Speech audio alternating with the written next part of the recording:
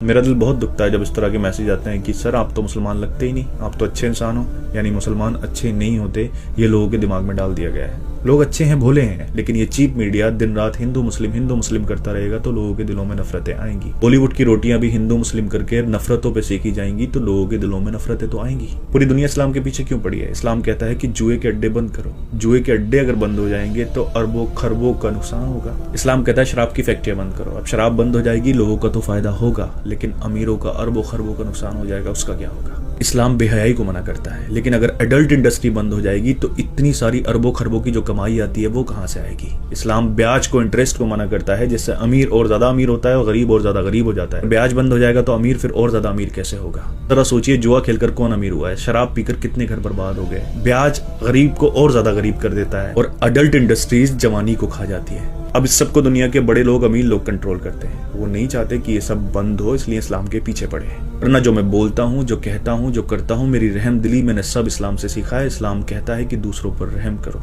अगर तुम्हारा पड़ोसी तुमसे नाराज है तो तुम्हारा रब तुमसे नाराज है। माँ बाप अगर तुम पे जुल्म भी करें तो उनके सामने उफ तक मत करो। ये मर्तबा माँ बाप का दिया है। एक इंसान कभी भी नेक नहीं हो सकता अगर वो दूसरों के लिए वैसा ही नहीं सोचे जैसा अपने लिए सोचता है। इस्लाम कहता है भूखों को खाना खिलाने से रब सबसे ज्यादा राजी होता है। भूखों को खाना खिलाओ और उनसे उनका जात और धर्म मत पूछो।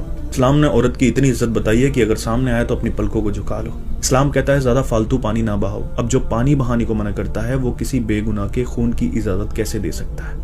लोगों के दिमागों में कुरान के गलत मतलब डाल दिए गए कि काफिर जहां मिले मार दो। कुरान इंडिया में तो नहीं आया ना, अरब में आया, हिस्सों में आया। जंगें होती थी, कुरान की आयत आती थी, उनमें बोला जाता था कि इनके साथ ये करो वो करो। उन आयतों का गलत मतलब निकाल कर नफरतें बेची जा रही हैं, लोग अपने फायदे के लिए इस्तेमाल कर रहे हैं। मैं हमेशा कहता हूँ कि दिल में नफरत रखकर हम किसी के साथ इंसाफ नहीं कर सकते। दिल से नफरत को निकालिए, उसके बाद सच्चाई को जानिए। कोई ये क्यों नहीं बताता कि कुरान में रहमत का जिक्र कितनी बार आया है? ऐसे लोग भी दुनिया में आए जो अपने आप को खुदा कहलवाते थे, खुदा मानते थे, लेकिन जाना उनको भी पड़ा। अमर कोई नहीं है, सबको जाना है। जो जालिम नफरतें फैला रहे हैं, झूठ फैला रहे हैं, लोगों को आपस में लड़वा रहे हैं, मरना उनको भी है और हिसाब उनको भी देना है। लोग गलत करते हैं तो वो लोग गलत है, इस्लाम गलत नहीं है।